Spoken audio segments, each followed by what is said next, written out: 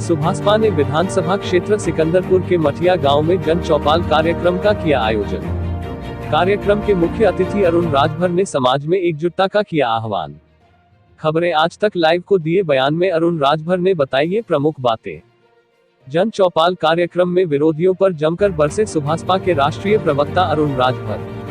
सिकंदरपुर बलिया तहसील क्षेत्र के मठिया गांव में बुधवार को ज्ञानचंद राजभर के आवास पर सुहेल देव भारतीय समाज पार्टी सुभाषपा द्वारा एक जन चौपाल कार्यक्रम का आयोजन किया गया। जन चौपाल कार्यक्रम के मुख्य अतिथि सुहेल देव भारतीय समाज पार्टी के राष्ट्रीय प्रवक्ता अरुण राजभर ने कार्यक्रम को संबोधित किया। इस दौरान उन्होंने गरीबों, वंचितों व शोषितों के हक की लड़ाई को मजबूती के साथ आगे बढ़ाने के लिए पुनः एक बार एकजुट होने का आह्वान किया। आइए देखें क्या कुछ कहा सुहेल देव भारतीय समाज पार्टी के राष्ट्रीय प्रवक्ता अरुण राजभर ने इस रिपोर्ट में।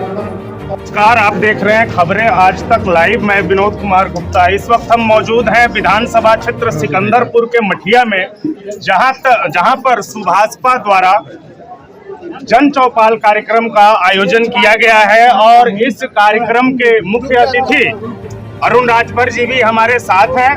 हम उनसे इस जन चौपाल के बारे में चर्चा करेंगे और इसके उद्देश्य के बारे में चर्चा करेंगे। अरुण जी, बहुत बहुत स्वागत है आपका।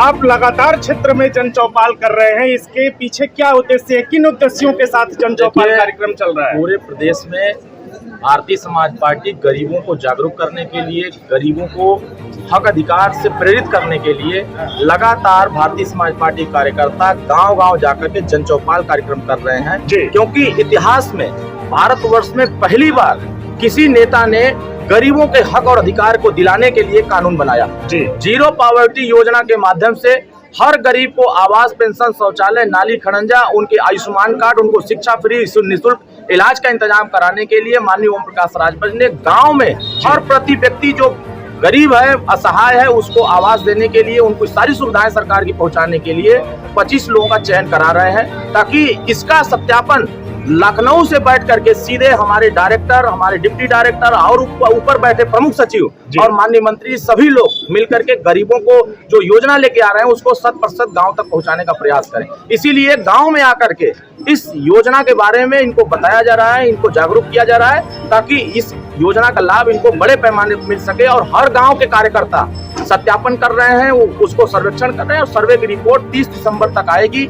और मुझे भरोसा है कि जो देश में कोई नेता नहीं किया वो हमारे नेता माननीय ओम प्रकाश राजभर करके दिखाएंगे। आज आप विधानसभा क्षेत्र सिकंदरपुर में आए हैं, जिसे फूलों की नगरी भी कहा जाता है, तो इस फूलों की नगरी से आज आप क्या कहकर जाना चाहेंगे? देखिए, यहाँ की खुशबू ऐसी है कि पूरे देश में इस खुशबू की लोग पहचान करते हैं जी।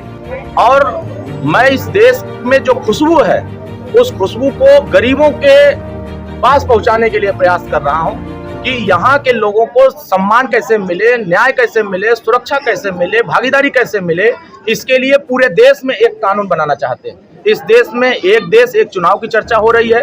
भारतीय समाज पार्टी एक देश एक शिक्षा की चर्चा कर रही है। इस देश में एक देश एक राशन कार्ड की चर्चा हो रही है, तो एक देश निःशुल्क शिक्षा, निःशुल्क इलाज की चर्चा होनी चाहिए।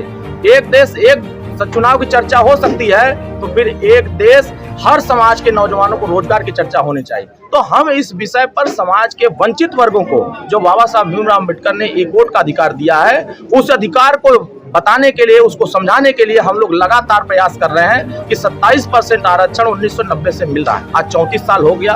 अगर एक एक व्यक्ति को, नव चौहान को, राजभर को, प्रजापति को, पाल को, लोहार को, विश्वकर्मा को, तमाम छोटे वर्गों को अगर नौकरियों में हिस्सेदारी मिली होती तो आज 34 हर साल बने होते। लेकिन कांग्रेस ने भी धोखा दिया, बसपा ने भी धोखा दिया, सपा ने भी धोखा दिया। और आज देश के प्रधानमंत्री जी ने रोहिणी कमीशन का रिपोर्ट गठित करके माननीय ओम प्रकाश राजभर ने संघर्ष करके 27% को 3 भागों में बांट दिया।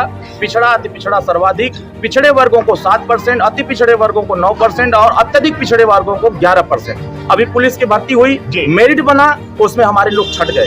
अब हम देश के नौजवानों से चाहते हैं कि देश में रोहिणी कमीशन लागू कराने के लिए सभी लोग लड़ें, ताकि इस देश में सभी नौजवानों को रोजगार और नौकरी का इंतजाम हो सके। अभी सुप्रीम कोर्ट ने एक फैसला दिया कि अनुसूचित जाति में जो 22.5% आरक्षण है, उसमें भी कोटा में कोटा करके जो वंचित दलित समाज में वर्ग है उसको भी न्याय मिलना चाहिए। तो तमाम नेताओं ने विरोध किया, लेकिन भारतीय समाज पार्टी ने सुप्रीम कोर्ट के फैसले को स्वागत किया और इस बात का भरोसा दिया कि आने वाले समय में जो माननीय ओम प्रकाश राजभर लड़ाई लड़ते थे कि पिछड़े वर्गों में भी बंटवारा होना चाहिए और दलित वर्गों में भी आरक्षण में बंटवारा होना चाहिए। इसी भारत में एक राज्य है हरियाणा, वहां अगर यह लागू हो सकता है तो उत्तर प्रदेश में भी लागू कराने के लिए हमारे इस प्रदेश के नौजवान संघर्ष करेंगे। तो आने वाले समय में यह आरक्षण हमारे वर्गों तक पहुंचेगा और बंटवारा हो करके कोटे में कोटा करके सभी लोगों को बराबर हक दिलाने का काम भारतीय समाज पार्टी और एनडीए की सरकार करेगी। बहुत बहुत धन्यवाद अरुण जी। जैसा आपने देखा कि अरुण जी ने हमसे विस्तार से बात की और इस जन चौपाल कार्यक्रम का क्या उद्देश्य है, ओम प्रकाश राजभर जी के जो भी पार्टी के संविधान है जो वो गरीबों के लिए, असहायों के लिए कार्य कर रहे हैं, वो कैसे होगा उसके बारे में विस्तृत जानकारी अरुण जी ने दी। पुनः हम फिर एक नए वीडियो के साथ आपके साथ उपस्थित होंगे। तब तक के लिए नमस्कार।